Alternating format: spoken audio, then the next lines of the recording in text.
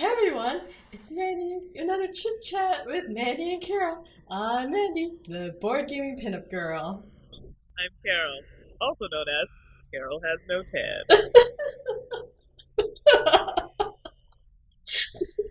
Oh my god, this is way too funny.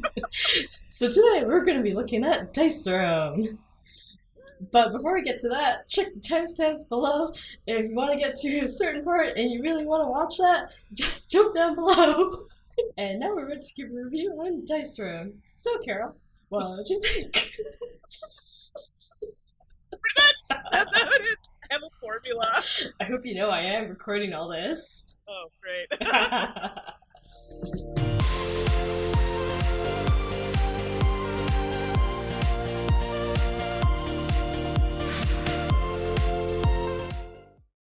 Hey everyone, it's been a while, but we're back. Welcome to another chit chat with Mandy and Carol. I'm Mandy, also known as the board gaming pinup girl. And I'm Carol, also known as Caryl Has Tan. Ah, that always gets me, never gets old. So today we're taking a look at the game Dice Throne, and this is published by Roxley Games and Mind Boggling Games. Exciting stuff here. Yes? Yes. Okay. It's popular, everyone wants to know about it. So before we get to go all crazy here, if you want to check out a certain part of the video, look down below and we've got timestamps, so help you get there faster. I know, I feel like I say a lot of the same things, but it's all for your benefit. But before we continue on to the review, we need to see how to play the game. So let's check out the gameplay.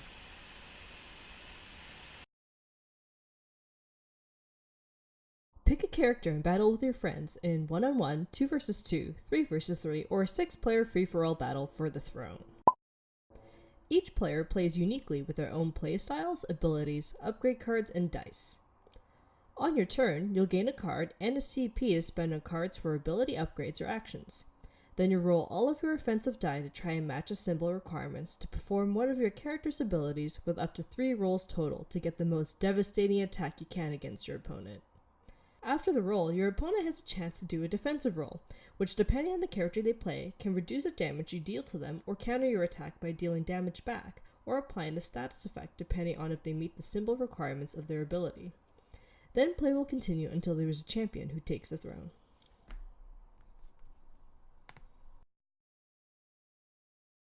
So now we're ready to give a review of Dice Throne. So Carol, what do you think? I feel that you might get some different experiences with this based on how many people you play with. So, the first time we played was a 6-player free-for-all, just so we could see all the different characters all at the same time, not knowing what we're going into, like, oh, let's play with everybody. And as much as I enjoyed it, like, I loved it because it was super chaotic, and you had to roll a die to see who you hit, because it's like someone said that we were playing with. It's like everyone being in a phone booth and you're just throwing punches and whoever you hit is who you hit. So, Pretty much. like, it had that feeling, but it was wildly chaotic in almost like a King of Tokyo way without like the Tokyo King of the Hill kind of style. It's like, I'm gonna channel this fire blast and it's you, right? Like, I wouldn't expect to win, but it's super fun, especially seeing the different characters and seeing how they work together. Right. But I think that the game shines 1 versus 1 or 2 versus 2. Yeah. I definitely agree with you. After we played it that first time with the 6-player free-for-all, I literally was like, oh my goodness, this is terrible. I'm never playing this game again. If I had to base it just on that, I would never. Oh my goodness. No, garbage, bye, see you later. Some of you may like the chaotic 6-play, but I just found like people got knocked out really early. And then it's I have a big issue with games where you get knocked out and then everybody else is still playing. And what should have been like a 30-40 minute game was like a 2-hour game. Do you know what I mean? Like, there was no reason for that. So even though it says you can, doesn't mean you should. So 6-player free-for-all, not my cup of tea. Played it again since with like a 2 versus 2. we had a fun time. We were laughing, and people who I generally don't see get competitive, you know, they were kind of like, oh, let's see what I can roll so I can, you know, kill you off. And we had a good time, and I think I liked the team aspect there because it was a lesser player count, and you could really get into your role. I don't know. I mean, some people still had issues with the randomness of the whole who's getting attacked when you're playing with the team, but it's a 30 to 45 minute game. I don't know what you want from that. You know what I mean? It's going to be a lighter game. It's going to be random. It's dice. For sure. I also see the point in them making it random, and like, you know, on some like dice rolls, like you get to choose or the other team gets to choose.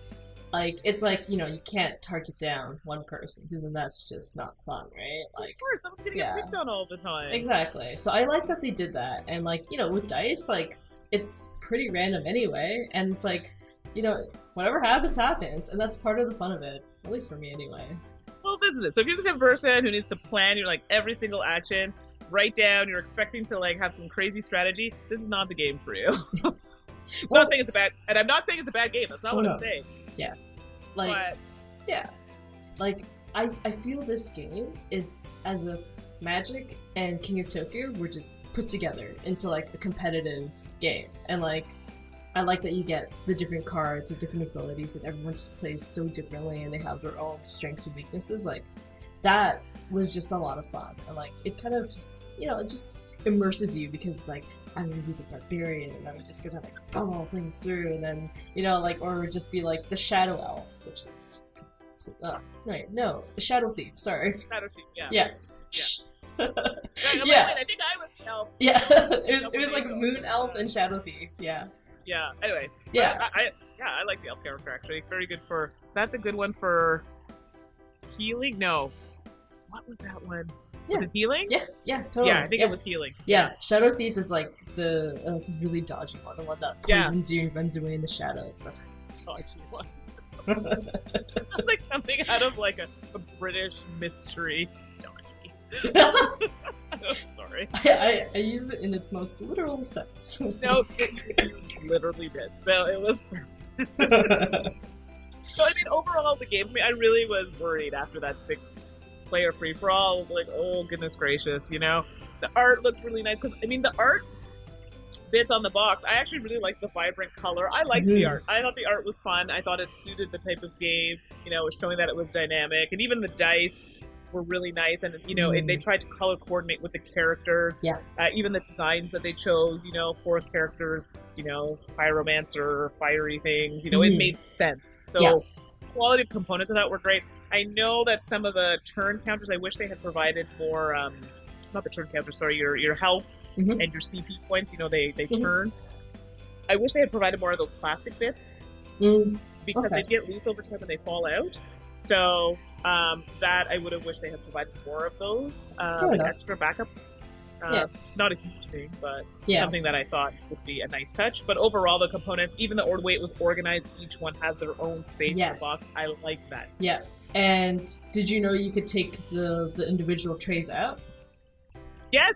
Yeah. I didn't know that the first time we played, but then we played again. I was like, oh, look at that. Yeah, it's perfect. Like, it's like, I'm going to be this character. You just take your little tray, there's your deck, all your little tokens, and there you go. Like, and then when you're done, put it back in your tray, put it back in the box, and it's done. I love it. Yeah. No, to me, it was something that worked. You know, you get inserts and just kind of toss them. This one actually you can use. Yeah. So, comparably, this game, I've been hearing everyone say, they're like, it's like Yahtzee. So, I mean, I guess the dice, and what do you think? I feel like it's almost a disservice to call it Yahtzee because it's not like Yahtzee, but it has elements that's like, you know, like roll this, get this, and then, you know, push your luck a little bit to try and get something else. And like the different characters you play, it's easier to get just a random whatever and just successfully do something. And other players or other characters, like, you know, if you do that, like, there's a good chance you may not get to do anything at all because you kept rolling, trying to get like this one really strong thing, but you can't even settle for like the weakest thing you can do because, you know, womp you can't get anything.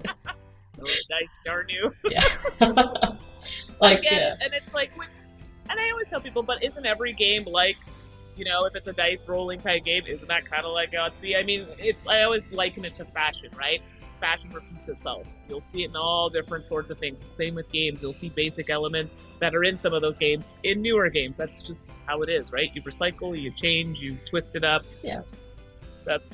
I think it's great if you can take a game like that and make it your own. So, yeah. Kudos to you. Yeah. So, I found it very gamey, so yeah. Yeah, good. I'm glad I definitely got to play in a different account because, like I said, that 6-player free-for-all was a problem for me. So, I enjoyed it. I love the chaos. yeah, love to feel it. But overall, I did have a good time with the game. Like I said, you have to go in knowing what to expect. You know, you're not going to be playing, you know, diplomacy or some kind of strategic war game or something like this. You're rolling some dice, you're having some fun, you're being a character. Let's take people and enjoy it. That's it. What about you? What do you think? No, I really enjoyed this one. Like, I did find it, like, it's dice rolling, like, and they've gamified that in a way that, you know, makes you choose a unique character and made it competitive. Which I completely love, and I love that you can even, like, do, like, almost like an advanced variant where you split the deck into, like, the upgrades and then ones that are just, like, the instants. And then it's like, okay, when you draw your card, you gotta do one or the other. And it's like, do I upgrade myself or do I get this? It's just, they're trying to make it a competitive game, which I really appreciated. Yeah, and that's it, exactly. You know, it's a nice twist on it, and the competitiveness is what I think people really enjoy. Yeah. So there you go. I think we covered it all. Yeah. So there you go. That's our review for Dice Road, and we'll see you all next time. Bye.